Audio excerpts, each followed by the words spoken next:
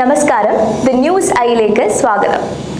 Kannur Anjarakandy dental college വിദ്യാർത്ഥി നിതിൻ രാജിന്റെ മരണത്തിന് ഉത്തരവാദികളായവരെ arrest ചെയ്യണമെന്നാവശ്യപ്പെട്ട് ദളിത് സംഘടനകൾ സംസ്ഥാനത്ത് നടത്തിയ ഹർത്താലിന് ദൈനംദിന കാര്യങ്ങളിൽ തടസ്സമുണ്ടാക്കാൻ കഴിഞ്ഞില്ലെങ്കിലും പൊതുസമൂഹത്തിനു മുന്നിൽ വിഷയം ഗൗരവമായ ചർച്ചയ്ക്ക് സാഹചര്യമൊരുക്കിയിട്ടുണ്ട്.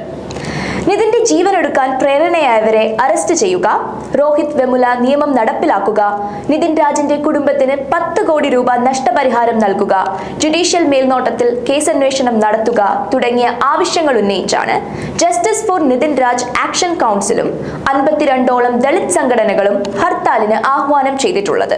വ്യക്തിമൗലിക സ്വാതന്ത്ര്യത്തിനും അവകാശത്തിനും മേലുള്ള കടന്നുകയറ്റമാണ് ഹർത്താൽ പോലുള്ള സമരമാർഗമെങ്കിലും നിതിൻ രാജിന്റെ മരണം ഉയർത്തുന്ന ചോദ്യങ്ങൾ സമരമാർഗത്തെ ന്യായീകരിക്കാൻ നിർബന്ധിക്കപ്പെടുന്നുണ്ട്. തിരുവനന്തപുരം ഉഴമയ്ക്കൽ സ്വദേശി BDS വിദ്യാർത്ഥി നിതിൻ രാജ് ഏപ്രിൽ 10-നാണ് അഞ്ചരക്കണ്ടി കോളേജിൽ ജീവനൊടുക്കിയത്. നാളിത്രയായിട്ടും നിതിൻ രാജിന്റെ മരണത്തിന്റെ ഉത്തരവാദികൾ ആരെന്ന് കണ്ടെത്താനോ പ്രതികളെ നിയമത്തിന് മുന്നിലെത്തിക്കാനോ പോലീസിന് കഴിഞ്ഞിട്ടില്ല. ഇതിനിടയിൽ ആരോപണ വിധേയരായ 2 അധ്യാപകരിൽ ഒരാൾക്ക് സെഷൻസ് കോടതി ജാമ്യം അനുവദിക്കുകയും മറ്റൊരാൾക്ക് മുൻകൂർ ജാമ്യം നിഷേധിക്കുകയും ചെയ്തു.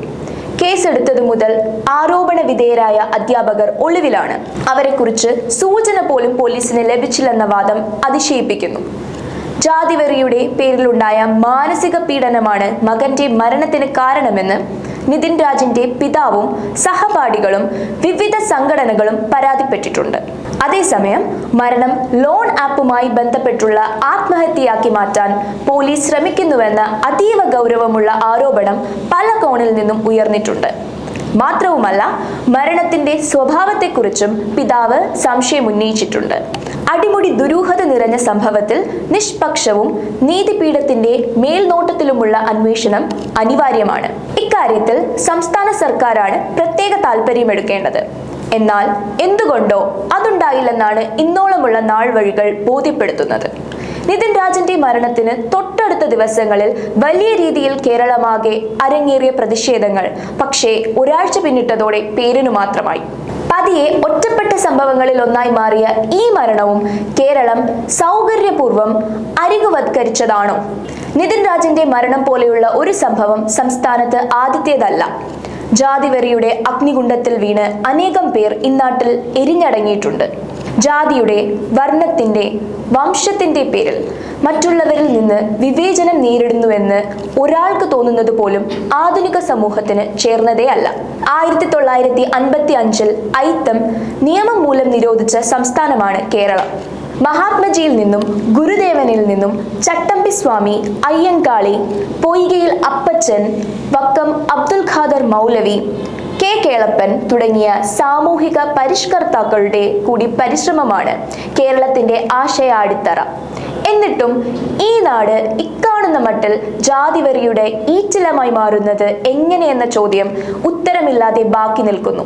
സാമൂഹികമായി മുന്നേറിയെന്നും സാംസ്കാരികമായി പുരോഗതി പ്രാപിച്ചുവെന്നും ജീവിത നിലവാര സൂചിക ചൂണ്ടിക്കാട്ടി ക്രൂരമായ ഫലിതം പറയുന്നവരായി മലയാളികൾ മാറുകയാണ്.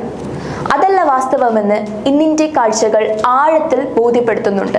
ജാതി മതചിന്തകളിൽ വടക്കുള്ളവരെ സദാ ചൂണ്ടിക്കുറ്റപ്പെടുത്തി മേനി നടിച്ച മലയാളികളിൽ ഏറിയ കൂറും പച്ചയ്ക്ക് വർഗീയത പറയുന്നവരും മനസ്സിൽ മല പോലെ ജാതി ചിന്ത കൊണ്ടു നടക്കുന്നവരുമാണ്. തങ്ങൾ ശ്രേഷ്ഠ ജന്മമെന്നും താഴ്ന്ന ജാതിയിൽപ്പെട്ടവർ ഹീനജാതി എന്നും അടക്കം പറഞ്ഞു നടന്നവരുടെ പിന്മുറക്കാർ ഇന്ന് പരസ്യമായി പറയുന്നത് അലങ്കാരമായി കരുതുകയാണ്. എന്തൊരനീതിയാണ് ഈ വിഭാഗത്തോട് നിരന്തരം കാട്ടുന്നത്. എന്നിട്ടും പൊതുമനസ്സിൽ ലജ്ജ തോന്നുന്നില്ലെങ്കിൽ, കുറ്റഭാരം തികട്ടുന്നില്ലെങ്കിൽ അത് കാപഠ്യമാണെന്ന് തുറന്നു പറയാൻ നമുക്ക് കഴിയണം. ജാതിവെറി വേരോടെ പിഴുതുമാറ്റാൻ നിയമം കൊണ്ട് സാധിക്കില്ലെന്ന് അറിയാം. കാരണം അത് സമൂഹത്തിന്റെ സകല തലങ്ങളിലും പടർന്നു കയറിയിട്ടുണ്ട്. എന്നാലും കർശന ചട്ടക്കൂട് ഒരളവോളം കുറ്റം ചെയ്യാനുള്ള പ്രേരണയെ തടയും. എന്നാൽ അതിനുള്ള നീക്കം പോലും സർക്കാരിൽ നിന്നുണ്ടായില്ല എന്നതാണ് സമീപകാല സംഭവങ്ങൾ തെളിയിക്കുന്നത്. സർക്കാരിനെ മാത്രം കുറ്റം പറയുന്നില്ല.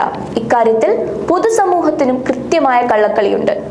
6 മുതൽ 8 വരെയുള്ള നൂറ്റാണ്ടുകളിലെ സാമൂഹിക സാഹചര്യത്തിന്റെ സൃഷ്ടിയാണ് കേരളത്തിലെ ജാതി വിവേചന ചിന്ത. സമൂഹത്തിൽ ഭരണ മതപരമായ മേഖലകളിൽ സ്വാധീനം നേടിയ സവർണ വിഭാഗം പാർശ്വവൽക്കരിക്കപ്പെട്ട ജനവിഭാഗത്തെ തൊഴിലിന്റെ അടിസ്ഥാനത്തിൽ വിഭജിക്കുകയായിരുന്നു.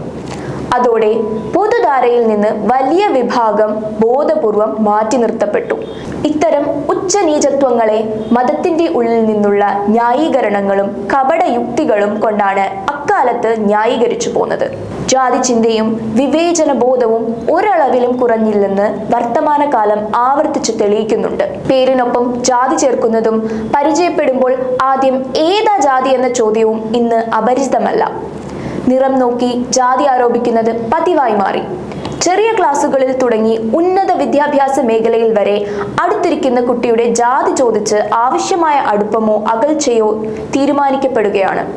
അധ്യാപകർ പോലും കുട്ടികളിലും സഹപ്രവർത്തകരിലും ജാതിയുടെ രസതന്ത്രം തിരയുന്നവരായി മാറിയിരിക്കുന്നു. കോളേജുകളിലും സർവകലാശാലകളിലും ഈ കുടില രീതി അതിരുവിടുന്നു. ഗവേഷണം നടത്തുന്ന വിദ്യാർത്ഥികളിൽ താഴ്ന്ന ജാതിക്കാരോടുള്ള പരസ്യമായ അവഗണനയും അവഹേളനയും അതൊരു വാർത്തയേ അല്ല. എല്ലാ മേഖലയിലും ജാതിയുടെ അടിസ്ഥാനത്തിലുള്ള മതിൽക്കെട്ട് ഉയർത്തി അതിൽ തൊട്ടുകൂടായ്മ സൃഷ്ടിച്ചെടുക്കുകയാണ്. ഇതിനെ കേവലമായ ഒരു പ്രകടനമായി വിലയിരുത്തുന്നത് അത്യന്തം അപകടകരമാണ്. നൂറ്റാണ്ടുകളായി ഇത്തരം ഹീനമായ സാമൂഹിക ബോധത്തെ ഉടച്ചു വാർക്കാൻ ജീവിതം ഹോമിച്ചവരുടെ ചരിത്രത്തിന് നേരെയുള്ള അപമാനം കൂടിയാണിത്. അത് ഇനിയും എതിർക്കപ്പെടാതെ വയ്യ. വേരോടെ പിഴുതുമാറ്റേണ്ട ജാതിവെറിക്കെതിരെ സമൂഹം ശക്തമായ പ്രതിരോധം തീർക്കുക തന്നെ വേണം. ഇനിയും നിതിൻ രാജുമാരുടെ പ്രാണൻ പിടഞ്ഞു തീരരുത്.